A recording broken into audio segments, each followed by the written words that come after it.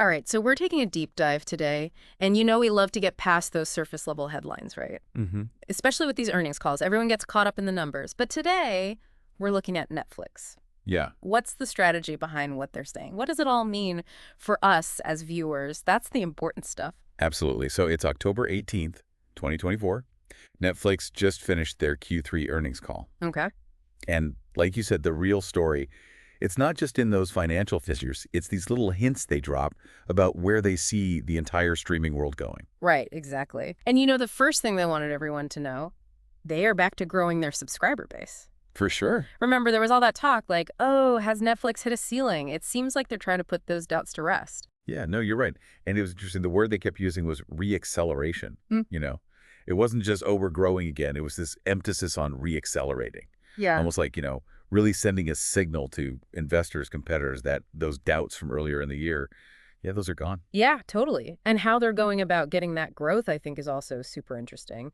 They keep talking about this steady drumbeat of global hits as a core part of their plan. Definitely.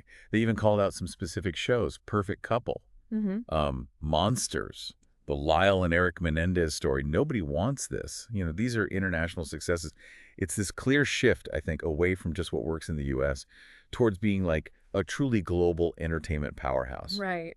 Which, when you think about it, why would you limit yourself to just one audience when you have the entire world with all these different tastes? It's like a gold mine for stories and perspectives. Yeah.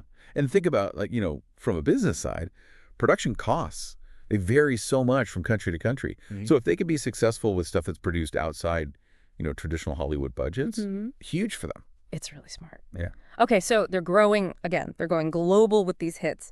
What's next for Netflix?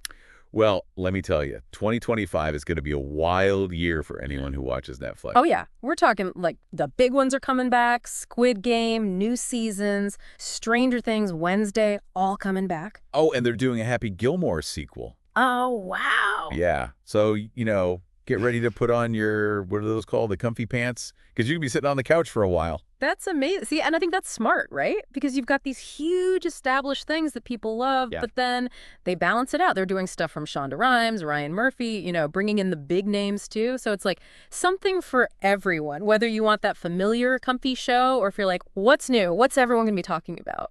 It's like creating that buzz, that fear of missing out that keeps people coming back for more. But here's the thing, and this is where I think it gets really interesting. They're not content with just being like the king of binge watching anymore. Right. They're branching out in some pretty cool ways. For sure. For sure. It's like they're planting these seeds for growth in all these different areas. They're looking at games, live events. They even mentioned advertising, which is a big deal. They're exploring all these avenues beyond just the shows and movies. Yeah. They're not even shying away from it. Ads are officially part of the equation now, and their ad-supported plan, it sounds like it's really taking off. It is. It is. More than half of the new people signing up in some markets, they're going with the ad-supported plan. Wow. Which, it tells you a couple things, right? People want a cheaper way to stream, even if it means a few ads. But Netflix also, they were talking about wanting to make it a more, and this is a, quote, premium ad experience. Yeah, of course, because we know Netflix, they don't do anything that's not like sleek and high quality. So it'll be interesting to see what that even looks like. Can you have high quality content and ads that aren't annoying? Like, is that possible? Right. And it's fascinating to see how this whole go global thing is playing out. They were talking about seeing hits come from Japan, Korea, Thailand, India, like a whole bunch of places. Yeah, and what I think is really cool is it's not like this just happened overnight, They made a point of saying this has been like a decade in the making, building these relationships with creators all over the world. Exactly. Nurturing that talent, the infrastructure.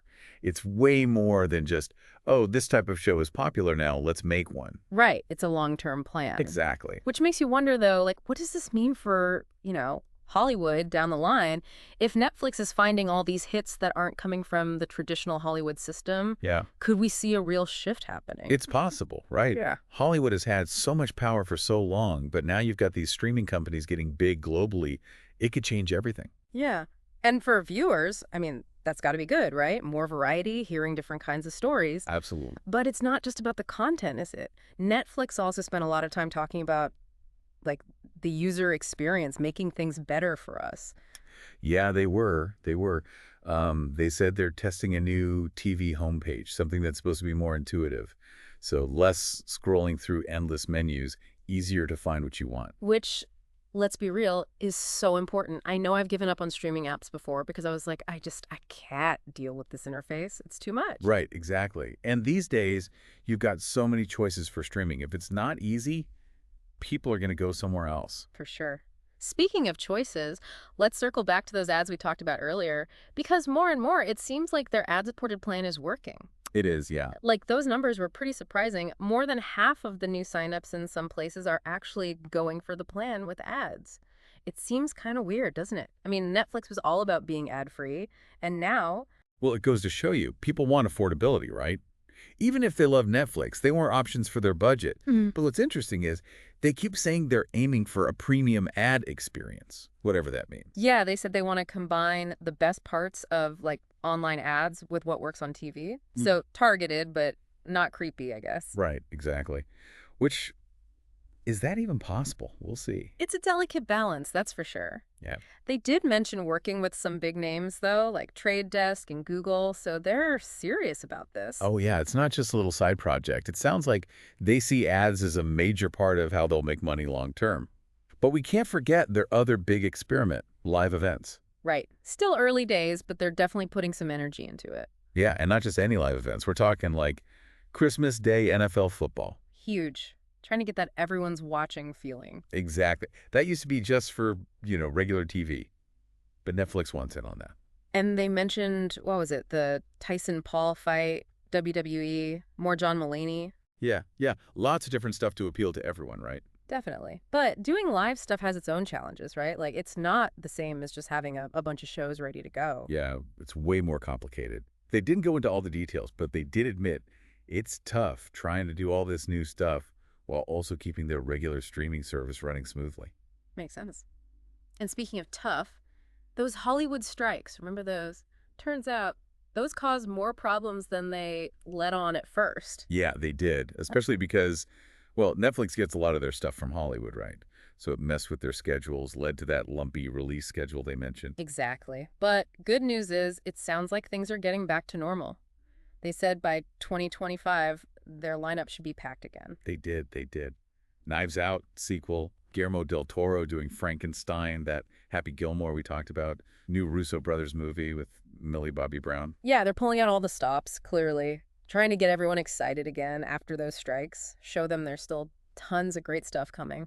Right. Like, they are willing to spend money to get the good stuff, Yeah. even if it's risky. Yeah, which, I mean, that's part of what made Netflix in the first place, right? Yeah. But taking risks, it can go either way. It keeps things interesting, for sure. But before we go too far down that road, maybe we should step back for a second. We've covered a lot. We have global expansion, the ads, live events, those strikes. It's almost too much to think about. I know, right? But the big question is, what does it all mean? What's Netflix trying to become? It really is like trying to put together a puzzle, isn't it? We've got all these pieces, all these different things Netflix is doing, but what's the big picture? What are they trying to build here?